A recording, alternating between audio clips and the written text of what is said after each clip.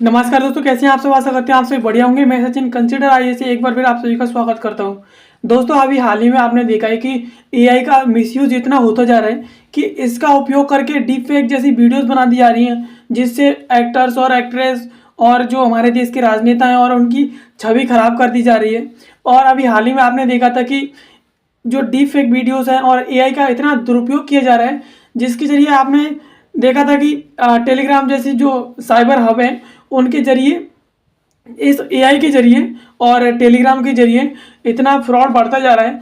Mostly AI का इतना misuse हो रहा है, जिससे सरकार को इस पर एक कानून बनाना पड़ा है। और सरकार ने कहा है कि अभी हाल ही में इसके लिए एक कानून बनाया जाएगा और जिससे एआई को पूरी तरह से संचालित किया जाएगा और हो सकेगा इस कानून के जरिए एआई का मिसयूज होना थोड़ा बहुत कम हो और जिससे आने वाले भविष्य में परेशानियां कम हो।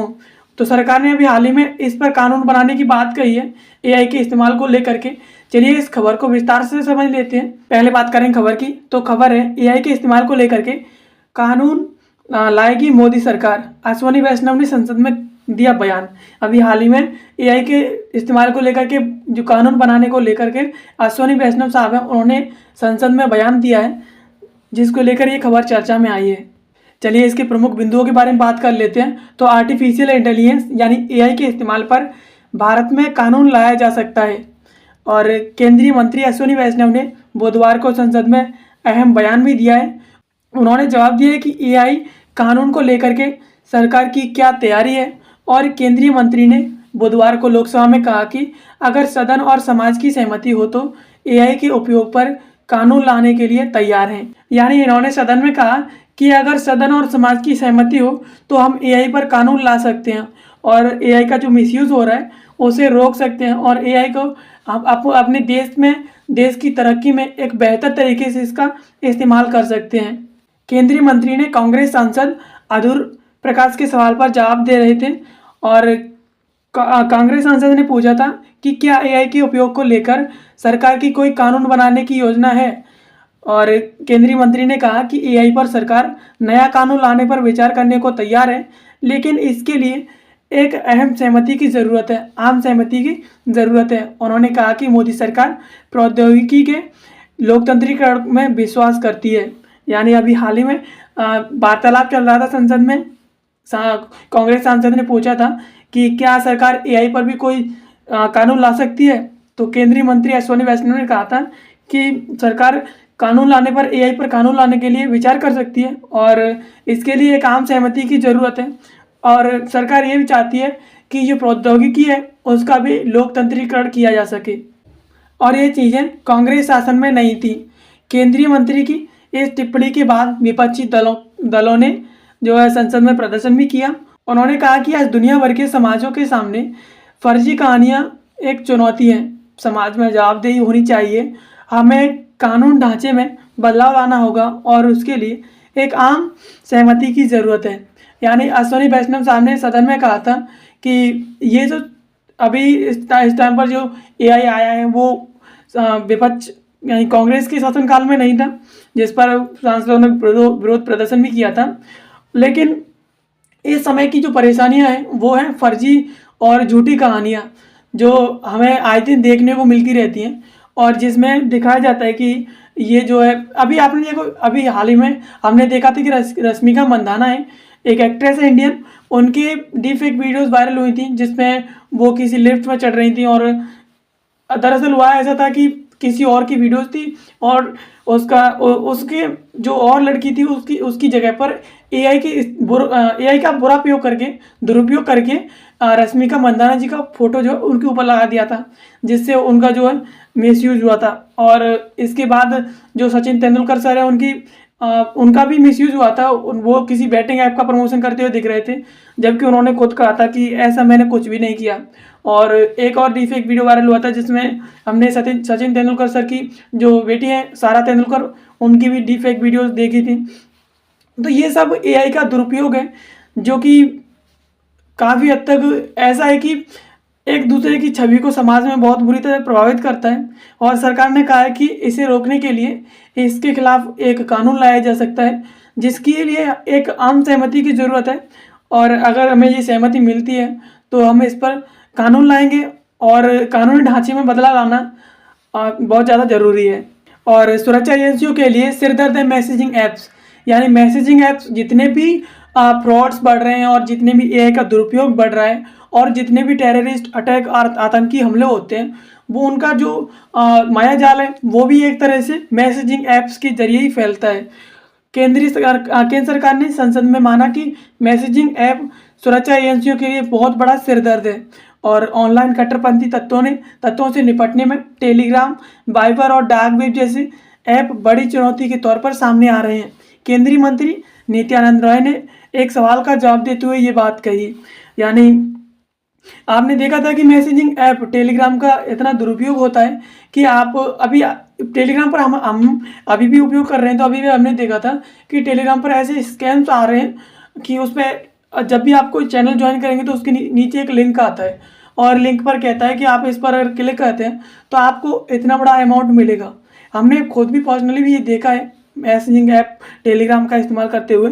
तो आप भी सावधान रहें, ऐसा कुछ भी लिंक पर क्लिक करने की ज़रूरत नहीं है। अगर आप लिंक पर क्लिक करते हैं तो हो सकता है आपके साथ कोई बुरा और बड़ा फ्रॉड भी हो जाए।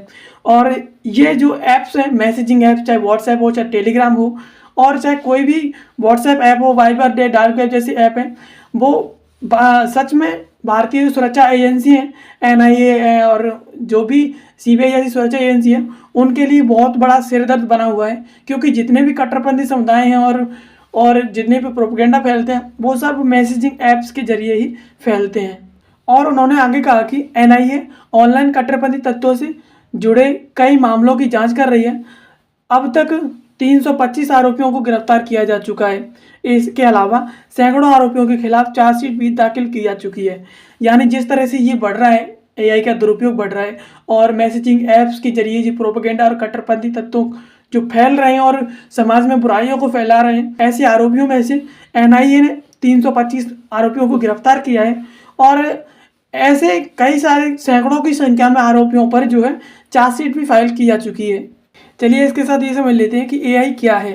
एआई यानी आर्टिफिशियल इंटेलिजेंस एक ऐसी तकनीक है जिसके जरिए मशीनों को मानव जैसी सोचने समझने जैसी क्षमता जो है मिलती है। यानी एआई एक ऐसी तकनीक है जिससे मशीनें भी मानव जैसी सहानुभूति और दिमाग लगा सकती हैं, मानव जैसी सोचने समझने की जो क्षमता मिलती है। एआई गणित और तर्क का इस्तेमाल करके मनुष्यों की तरह नई जानकारी को सीखने और फैलाने की प्रक्रिया का अनुकरण करती है। एआई बड़ी मात्रा में डेटा का विश्लेषण करके भविष्यवाणियाँ करती हैं और कार्रवाइयाँ करती है। यानी एआई का इस्तेमाल जो है मानव जैसी सोचने समझने जैसी क्षमता के लिए किया जाता है और वर्तमान में एआई का इस्तेमाल जो है काफ़ी संख्या में बढ़ चुका है। और आप समझ लेते हैं एआई से जुड़ी कुछ खास बातें जो कि बहुत ज़रूरी हैं। एआई छवियों को पहचान सकती हैं, कविताएं लिख सकती हैं, डाटा आधारित भविष्यवाणियाँ भी कर सकती हैं और एआई ग्राहक सहायता में मानवीय बातचीत का जवाब दे सकती हैं, मार्केटिंग के लिए मूल चित्र और पाठ बन सकती हैं, एनालिटिक्स के सुझाव दे सकती हैं और एआई स्वास्थ्य सेवा में निदान कर सकती हैं, स्वास्थ्य सेवाओं के लिए सहायता दे सकती हैं और एआई स्कैन में छोटी छोटी विसंगतियों की पहचान कर सकती है। एआई स्मार्ट सहायकों जैसे कि अमेजोन में एलेक्सा, एप्पल के सिरी और गूगल असिस्टेंट में इस्तेमाल की जाती हैं। एआई के जो जनक हैं वो है जॉन मैकार्थी, इनको माना जाता है, उन्होंने आर्टिफिशियल इंटेलिजेंस शब्द दिया था। यानी खासतौर पर कहा जाए तो एआई का इस्तेमाल जो है बड़ी बड़ी कंपनियां करती हैं।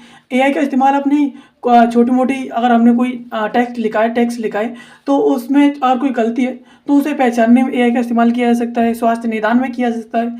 और इसके अलावा बड़ी बड़ी टेक कंपनियाँ हैं जैसे कि एप्पल, अमेजोन, गूगल, ये असिस्टेंट के रूप में एआई का इस्तेमाल करती हैं। तो दोस्तों इस वीडियो में हमने समझा कि एआई का इस्तेमाल वर्तमान में इतना होता जा रहा है कि एआई का दुरुपयोग जो है सदुपयोग से ज़्यादा एआई का दुरुपयोग बढ़ने लगा है और इसको लेकर के सरकार के लिए ये बहुत बड़ी सिरदर्दी बन गई है। और इसको लेकर के सरकार ने कहा है, सदन में भी अश्विनी वैष्णव साहब ने कहा है कि इस पर जो है कानून लाना बहुत ज़्यादा ज़रूरी है। अगर इस पर कानून नहीं लाया गया तो ये भविष्य में जो प्रमुख हस्तियां हैं उनके चेहरे का दुरुपयोग कर सकती हैं। और वर्तमान में आपने डीप फेक की वीडियोस भी देखी थी, जिसमें कई सारी हस्तियों पर, कई सारे एक्ट्रेस और एक्टर्स पर, जो सेलिब्रिटीज़ हैं उनके ऊपर कई सारी डीप फेक वीडियोज़ जो वायरल हुई थी, जो कि हमने इंटरनेट पर काफ़ी संख्या में देखी थी।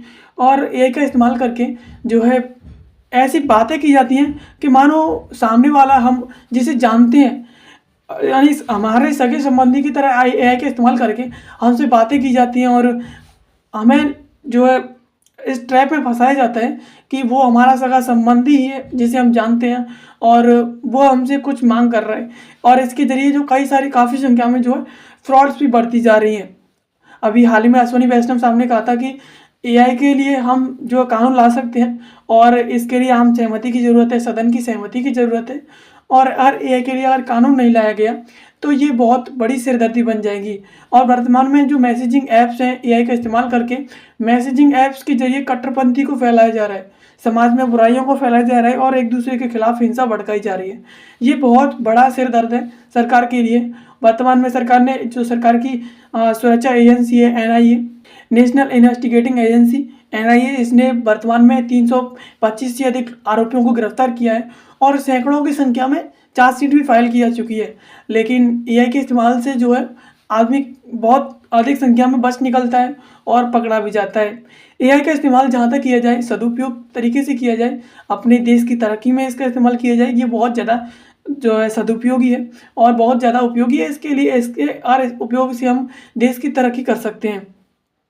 तो आशा करते हैं ये वीडियो आपको पसंद आई होगी। ऐसी वीडियोस को देखने के लिए आप हमारे चैनल को सब्सक्राइब कर लीजिए और इससे संबंधित other notification, Telegram video, PDFs और अदर स्टडी मटेरियल के लिए आप किसी कॉम्पिटिटिव एग्जाम की तैयारी कर रहे हैं तो आप इस टेलीग्राम चैनल के भी जरिए आप इम्पोर्टेंट जो पीडीएफ्स हैं, जैसे कि एनसीईआरटीज़ हैं 6 to 12 हिंदी और इंग्लिश, आपको हर एक लैंग्वेज में एनसीईआरटी चैनल पर मिल जाएंगी।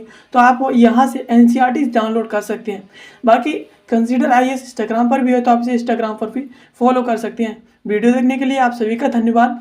मिलते हैं किसी अगले वीडियो में किसी नए और इन्फॉर्मेटिव टॉपिक के साथ। तब तक के लिए आप सभी का बहुत बहुत धन्यवाद।